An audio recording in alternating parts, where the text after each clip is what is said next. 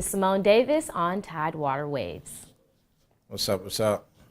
How's it going? I'm good. I'm a little nervous. I am never the person being interviewed, so Okay. I'm never the interviewee. So this is different. Gotcha.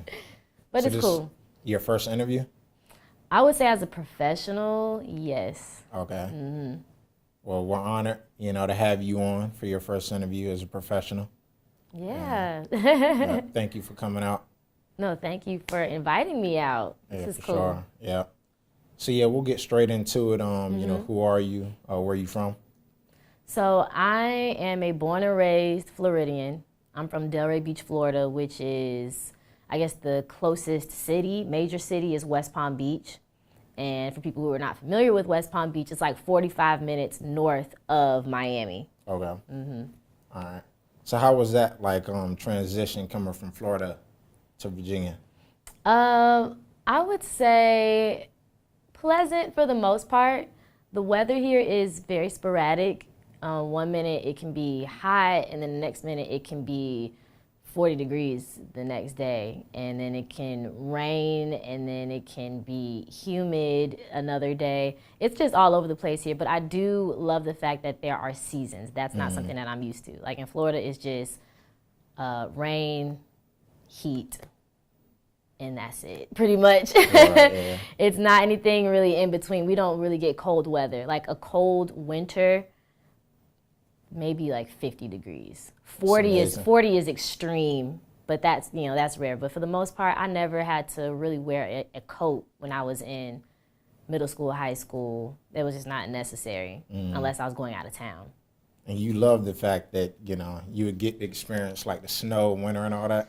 Yeah, well, okay, I don't know about the snow. When I first moved up here, I came in October of 2017, and there was a blizzard January of 2018. It was maybe 4 or 5 days after the new year, and I did not I was not with it at all. I called my parents. I said, I have to, because I work for the news, and so we don't stop. It goes on 365 days a year, and so we are open. The show must go on, and I had to go to work, and I was like, I don't even know how to get my car out of the parking lot. Like, I don't really know how this is gonna work. So I live very close to the station, so I had to just walk, and then I got rides back from coworkers who were able to actually drive their cars, because many of us couldn't. Right. So yeah, let's speak on that a little more. You are working for WAVY-TV, Fox 43. So you can talk a little bit about your position, what it is you do, what type of stories you cover. So I'm the lifestyle correspondent, and I cover everything that's fun in the community: food, festivals, new businesses opening. It ranges from everything, a little bit of everything. Like actually a month ago, I was here to cover Men's Fashion Week at the Slover Library. And then 2 weeks ago, I was at Busch Gardens on a new ride, Finnegan's Flyer, that they opened. So I got to try that out. And I'm excited about my position. I love what I do just because this is something that I've had a dream of, I worked in hard news for 3 years prior to me coming here. My first station was WCTV in Tallahassee, Florida, and I got that position maybe 6 months after I graduated. And it was interesting. Like, when I was in school, they trained us to work in hard news. Entertainment was kind of, that's not as important as, covering crime and politics, education. And not saying that I don't hold value in those topics, but everybody has their niche. And for me, I knew that lifestyle entertainment was the route I wanted to go. I just didn't know how to go about doing it. So once I finished my time at WCTV, I actually did not renew my contract there, and I did not have another position lined up. Okay. But I was still applying for jobs, even up until like my last week there. And what's ironic about that situation, when I got home, because I had to move back home, and the week I moved back home, that Friday, because I had left like that Monday, and by the time it hit that Friday, just my first official week jobless, I got an email from WAVY-TV about this position. Wow. Just because it's hard to break into with lifestyle and entertainment, there's not many positions. You have very few stations that have lifestyle programs. And then of that, you have maybe two co-hosts or maybe one co-host. So you're talking, in the country, you may have 40, let's say 40, and that might be high. You might have 40 lifestyle programs. Mm-hmm. And then you have one host or two hosts in those positions. Like, that's not even 80 people. It's not even 80 jobs. So, and like I said, that number might be a lot smaller. And I'm just talking about local television. Mm-hmm. I mean, you have a lot of media outlets now that are online and they have their lifestyle correspondents. So, but even with those, because the media is changing so much. So you have these online outlets, but they may have in total a team of 5 or 6 full-time employees. Everybody else is freelance. And those people are there for like a good period of time. Mm-hmm. So it's not really. And they don't leave, exactly. Yeah, okay. Same thing with my position, the co-host at WAVY, they've been there for, 10 plus years, you know what I'm saying? So the fact that they have this position that I'm in and that those doors opened up, I'm appreciative because they kind of created that platform. It was there in a sense, but it was more so not someone who had a lot of experience in television. So they decided to hire someone who was actually a former reporter and, kind of create this whole new role, which I'm appreciative of because I have a job now because of it. Right, yeah. Nice, nice.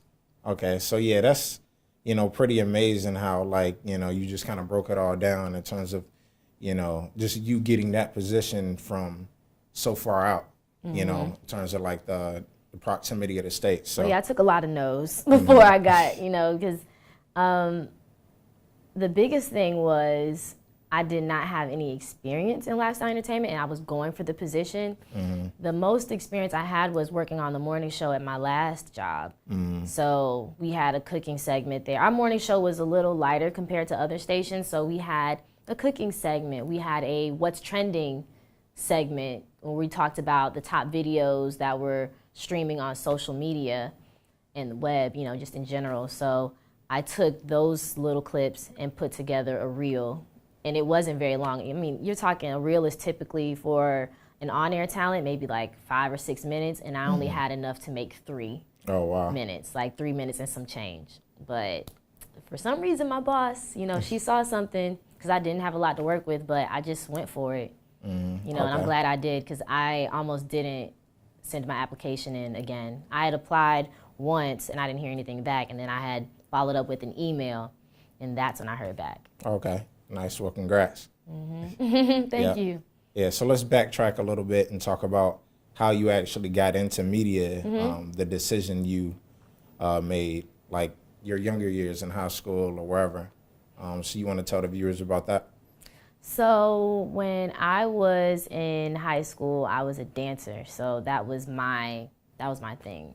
Mainly ballet and contemporary, not so much hip hop, but I was dancing for years, from 3 up until I was a senior in high school. I had trained at different summer intensives, Deeply Rooted Productions, which is in Chicago, Alvin Ailey, which was in New York. So I took dance very seriously, but I just, when I got to my senior year of high school, my parents were like, I don't know how much money you're gonna make as an artist. Mm-hmm. And then, it was a little discouraging because I was like, this is my dream. But then I took a step back and I realized how hard it is to break in and to stay in, because you can get hired. Everybody's contracted now. So you can be in for a season and out the next, or you could be there for 2 years and then be out the next. And now you just have to go gig by gig. And unless you have an amazing agent who can book you for these different, let's say if an artist is going on tour or a music video, if you want to go that route, or just dancing for a company, a lot of those it's hard because it could just be for a season. If you go on tour, that's great. You're on tour with Chris Brown and Beyonce, but if you are not hired again for the next tour, okay, this was a nice year and a half, or 2 years, now we're back to square one. Mm-hmm. So it is very difficult, and that's when I was starting to think about different routes to take. I originally wanted to go into advertising. If you've ever seen the movie Boomerang with Eddie Murphy and Robin Givens, they work at this this accounting firm, this advertising firm, and they make commercials. And I was like, okay, that I could do. I love commercials. I've always been fascinated with them. It was either going to be advertising or interior design. Okay. I was going to go to school for that. Why not design? Why not interior design? Well, everything changed when I became a senior in high school, and I won SGA president. Mm-hmm. And a part of that requirement was to read the morning announcements. So when I was a senior, I won SGA president, and part of that was to read the morning announcements every Friday, telling the students about what events are happening. So it was just once a week, but my SGA advisor was also the instructor for TV production. Oh, wow. And she was like, hey, I think, you're pretty good. You're pretty good at this. You should sign up for my class. And mind you, I didn't take TV production 1, and as a senior, I was like, I'm not about to start over. Like, unless I can just get into TV production 2, where I can just go straight to the morning announcements, then I'll do it. Mm-hmm. And so she was like, yeah, she's like, that, don't worry about it. You can go straight into that class. Nice. The second problem, though, was I did not have a first period. So that means I would have to go to school on time with everybody else. So I was like, man, like I earned this, this free period. I earned it. And now I got to give it up to read the morning announcements. Like, I don't want to do that. Right. But I did, and I loved it. And from there, I was like, okay, I think I want to go to school to be on the news. I want to be a reporter. I want to be an anchor. I want to be the next Diane Sawyer. I can do that. Mm-hmm. And I applied for the broadcast journalism program at the University of Central Florida, and that's it. Okay.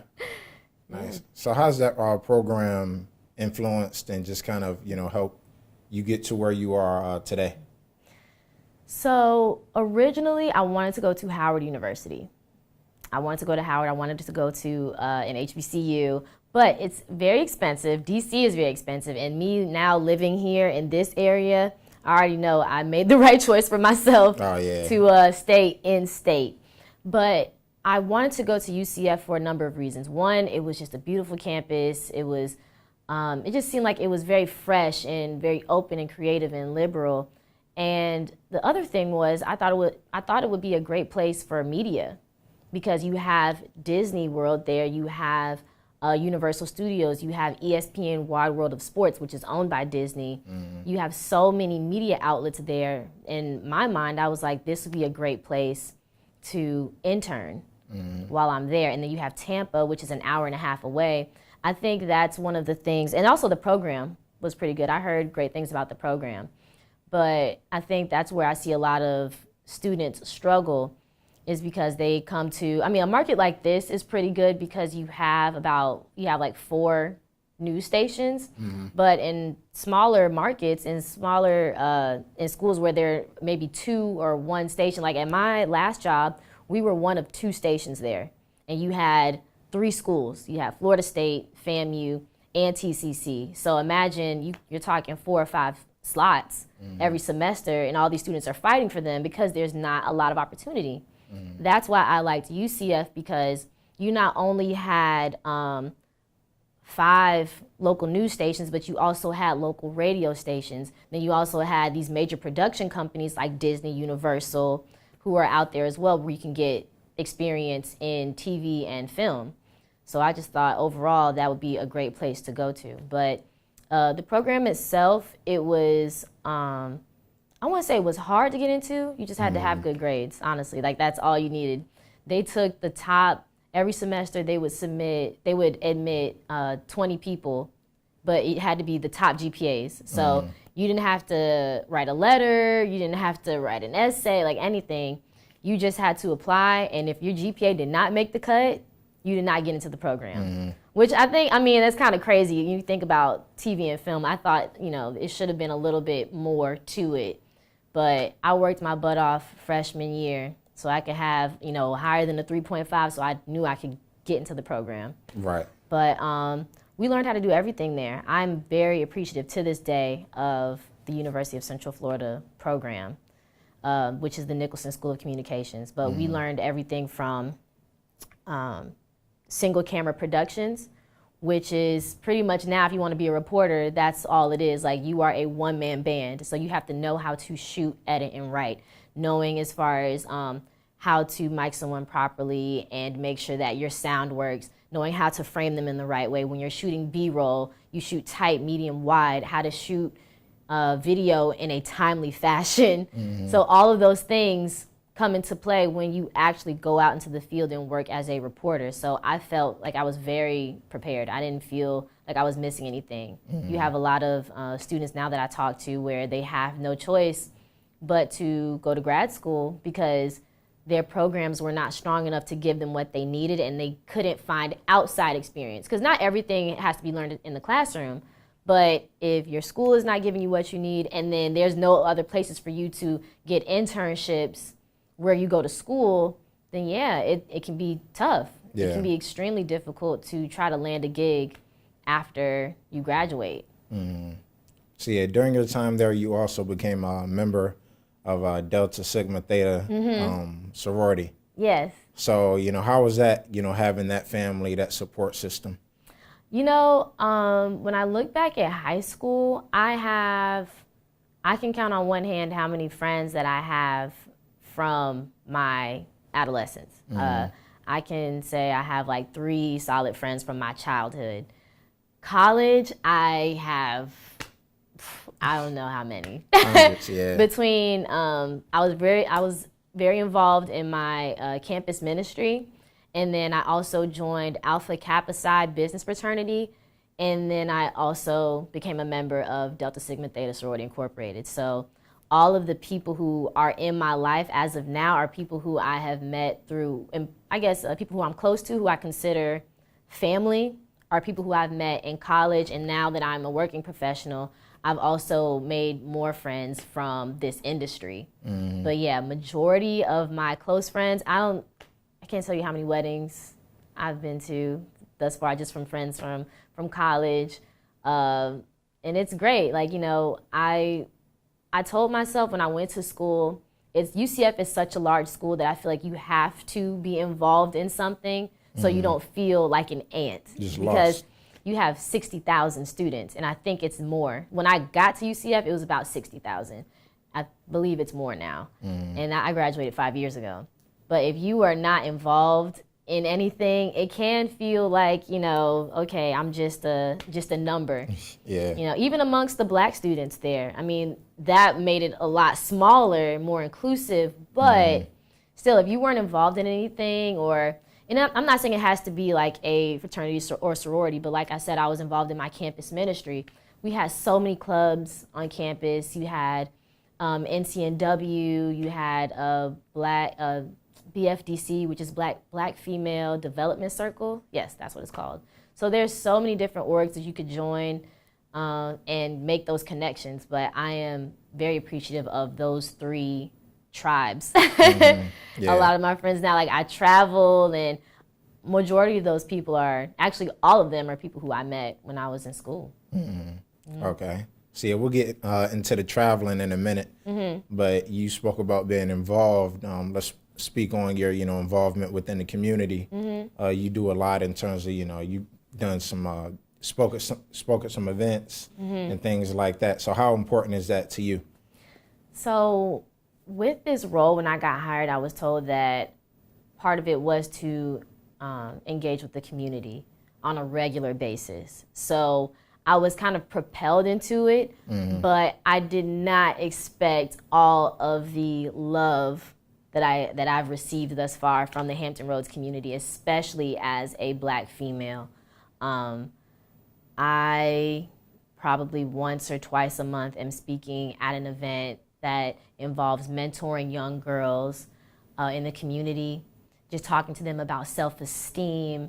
And it's so difficult now, especially with social media. I mean, you can get beat down and not even walk out the door because people are constantly judging you. They don't even know you. Right, just and they're open up the picking phone. you apart, And I remember one time last year, I was at a school, and I was just talking to these girls. They're in fourth, fifth grade, and they're just telling me about all the drama. They're like, oh my gosh, it's just so much drama in school.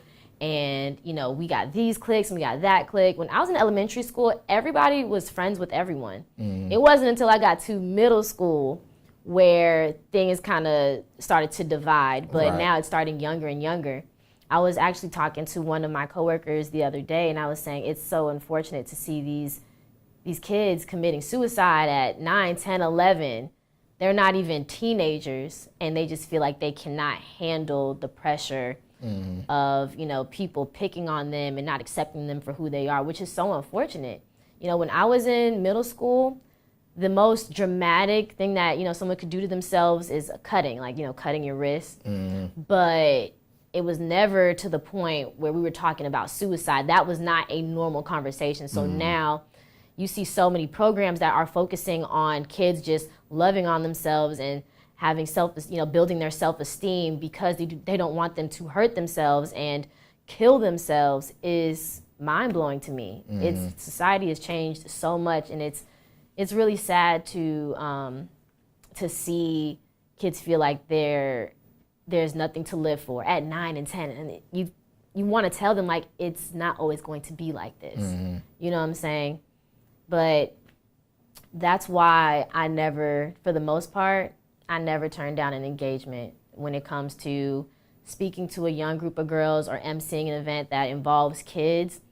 I will never turn it down because you never know who needs to, if I can just talk to one person, reach out to one person, just saying, hey, you are important. Just last Friday, I went and spoke to a group of middle schoolers, and I just kept reiterating, like, hey, you are important, you are loved, you are unique, and remember that no one else can be you. No one else in this world will ever be you, and that is such a powerful thing to hold on to because you are special. And as much as people may try to break you down, realize that they're never going to be you. They can never be, like, there will never be another Symone Ayanna Davis. There will never be one. There will never be another person like me. And it's not saying as far as in a cocky way, but just realizing that, hey, like, I am unique. I bring something to the table that no one else will ever bring to the table because they're not me. They will never be me. Yeah. And so I try to instill that into these girls and young men, but especially girls, just letting them know, like, hey, respect yourself, respect, love on yourself, and really be mindful of the people around you. Like, even when I talk to kids, I don't just talk to them, but I also talk to the parents. Like, hey, you guys play a big role in this too. They come home beaten up. If you are not reinforcing that positive energy into them, like, what do they have? It's just with everything. It's like just with friends, with what they want to do. I tell parents not to be dream killers. Because, from my personal experience, I wanted to be a dancer, and my parents were like, nah, like, that's not going to work. But if I was content and happy with being a starving artist and they were not, that's not their problem. If I'm happy and content with being an artist, and I'm not saying all artists are starving, but that was their worry. I'm like, well, look, if I want to endure the struggle and be an artist, and if I end up, struggling a little bit and I'm okay with that, you should be okay with that, So it's not just, I try to talk to everybody, not just the individual themselves, like not just the children, but also the parents and the teachers. And also try to tell them too, is like, be mindful of the friends you keep, because that's a big thing. Like, if I didn't have the friends that I made in college, I don't know where I would be. It's a difference between I want to go to class and like, hey, let's just chill. Skip class. Yeah, right. The company you keep makes a big difference. Definitely. So all those things, but with it comes maturity. So sometimes they may not get it until later on in life. So yeah, it's definitely something you have to grow into, experience, different experiences. So yeah, shout out to you for being that voice and representation and just spreading that. So. Yeah, salute to you for giving back to the community. Yeah. Yeah. So, yeah, speaking of communities, let's talk about your travels to different communities. You've been to, Dallas, Cali, Greece, overseas, so how was that experiences, been for you in terms of like just bringing that back home in terms of your media, how you see the world? Well, I would say I'm very appreciative of my parents for allow me to get up and go. Like when I was in high school, I was saying I participated in a few summer intensives, and one of them was in Chicago, another was in New York, and I went alone. Actually, my cousin lived in Chicago, but she was like 21 at the time, so that was not my parents. They didn't feel like that was an ideal chaperone, but I'm happy that they did because it allowed me to see different places outside of Florida, and it made me okay with leaving home and trying to explore new places. When I got to college, the group of friends, joining those different organizations like with Delta and then also especially with AK Psi, you had a little bit of everybody. You had white people, black people, Hispanic people, and a lot of the people I met in Alpha Kappa Psi, they traveled. So it opened my eyes to say, okay, well, we don't have to just go down the street. We don't have to just travel domestically. We can get a passport and travel internationally. My first trip was actually with my line sister, and me and her traveled a lot together. We went to Jamaica, and we also went to Greece, and then as a line, my whole line, we went to Cuba. But I think we just live in a different age now. Young people, millennials, are more so open to getting up and going, even if their priorities the priorities have shifted for millennials. So we're not just focused on having a nice house and car. We would rather get a passport and travel. I'd rather, I'm gonna have a roommate, but I'm seeing the world, like I'm barely home. I think that it's really shifted because I talk to my parents and other adults that are my parents' age, and they're like, y'all just going and living, but I mean, I can't take that experience away, I don't regret it for anything. I would rather not buy clothes and use money to go on a trip. Like my mindset is always changing. Every time I see something that's expensive, I'm like, man, that's a trip to Dallas, or that's a flight to Seattle. That's how I see things now.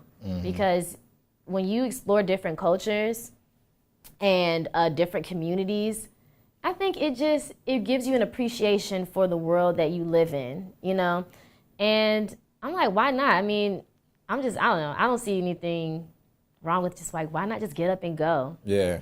If I sit too long, I'm like, I just want to go somewhere. I want to travel somewhere. I want to get away. And I would say, even though I love traveling internationally, it can be expensive. So when I see a trip that is cheap domestically, I'm like, let me get up and go. I'm going to go to a concert. Why do I have to see it in Virginia? Right. Let's go see it in, Phoenix, Arizona.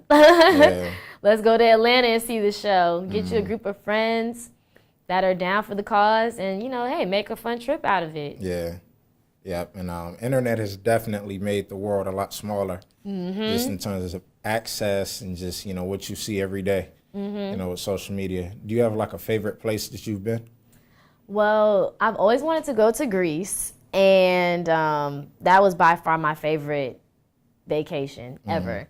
I've always dreamed of going. I honestly assumed that it would be like a vacation or like when I get married as a honeymoon. But when my line sister and a few other friends came to me and said, "Hey, we're gonna go to Greece," I was like, you know what? Why Might not? as well. Yeah, might as well. Like, why not go? And I was really surprised because I always wanted to go to Santorini. I mean, it was beautiful, but actually my favorite place was Mykonos. That was my favorite spot. It's more of like a party vibe. I mean, the views are beautiful, just as beautiful. Santorini is very calm and very laid back. It's not a lot going on there. And it's crazy because how you said with social media, it paints these pictures, making something seem grander than what it is. And it's not saying Santorini wasn't, but after actually going, I was like, oh, this is I actually like this place better. Right. Which that's why I also encourage people to travel, like see it for yourself, you know, see it for yourself, experience it for yourself. Cuba is also at the top of my list because you cannot use internet. There is no Wi-Fi. Oh, wow, really? Yeah. If you want to pay for it, but it's very expensive. So honestly, your best bet is just to go off the grid. Only thing is, you cannot reach out to people and people cannot get in touch with you. Yeah. So, but we were, I mean, that, it was like 10 of us there. So we felt pretty safe, but it was just nice to enjoy the company around me. No one was on their phones. We really just got to enjoy ourselves, which I think I'm not a person to travel just to take Instagram photos. You know what I'm saying? Like if you travel, like really explore. I like to vlog, so I'll be on my phone, but you will not see me taking selfies here and there and here and there and there every block. You know, I'll be recording, but not of myself for the most part. Yeah, just take it in. Like when you travel, really take it in. Don't be on your phone the whole time because you're gonna miss it. It's just like going to a concert and you're recording the whole thing. Right. Like it's right in front of you, but your phone is here. It's like, yeah, you want to make memories, but honestly, the best part are the memories. You know, some stuff isn't meant to be documented. Yeah, some things just aren't meant to be documented.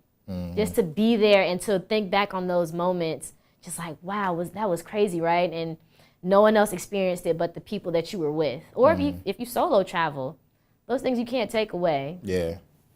Yeah. So yeah, you brought up Santorini. So yeah, let's talk about, you know, Pusha T made me think of that. And that interview you did with him. How was that interviewing a Virginia legend? So that was my first celebrity interview. I'm kind of new to it, and I was pretty nervous. I was pretty nervous, but he was an extremely nice guy. He was really nice, very down to earth. And to talk to someone like that who gives back to their community and who is trying to highlight more talent in the area is a really nice thing to see. I mean, he came back and had his wedding at the Cavalier. Right. You know what I'm saying? Had Feather and Finn cater it. You know, it's things like that I love to see. Don't forget where you came from. And I mean, going off of that, going into something in the water, I mean, with Pharrell and what he's doing in the community, it's great to see people like that who see the world and then want to bring the world back to their community. I mean, that's something that I strive to do. Like, there's so many ideas that I have that I want to bring back to Delray Beach because a lot of my classmates, a lot of kids that I see there now, like, have yet to leave Delray. And they don't have any desire to, but access is everything. If you don't have access to programs that will get you out and make you want to see the world and see that there's more to life than just this small community, you'll think everything is cool. You know, you don't really have any desire. I mean, you haven't seen anything else, so why would you want something that you've never even seen? Right. Yeah, it makes a lot of sense. Yeah. Yeah, definitely, you know, just access, knowledge, and like you were saying, you know, it really doesn't cost that much to travel, you know, if you compare it to other things you're spending money on. So, yeah, just awareness. Yeah, so what celebrity interview number is this for you with Gary Owen? You just had that come out. I don't. Can't even count. I mean, it's not like it may be like 10. Like he may have been like my 10th, you know.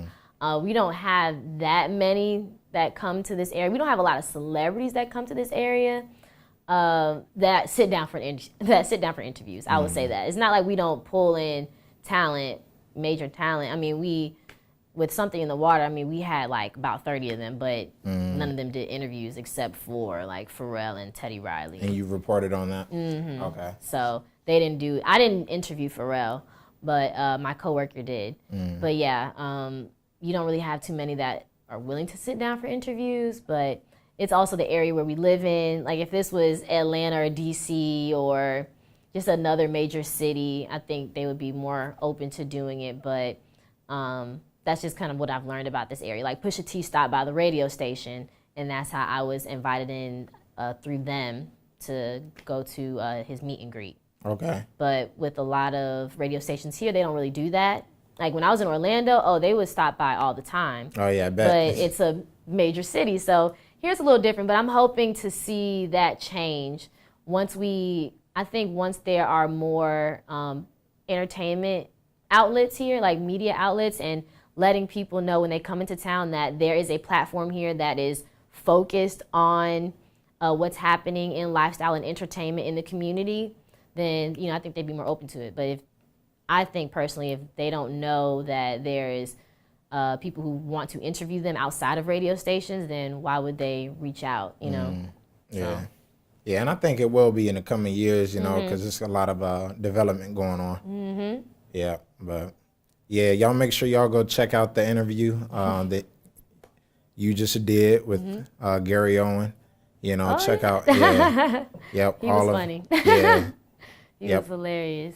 We actually have a contract with the Funny Bone, so every Friday we have a comedian that comes into town, and I just do a post-show interview. I came to the executive producer of our lifestyle show, the Hampton Road Show, and said, hey, I think that we should do a more candid interview with the comedians that come in, and we can just post it to digital. I'm like, let's do it. So, nice. And yeah, you gotta always be creative. You know what I'm saying? Like, if there's not an opportunity available for you, create one, go for it, ask.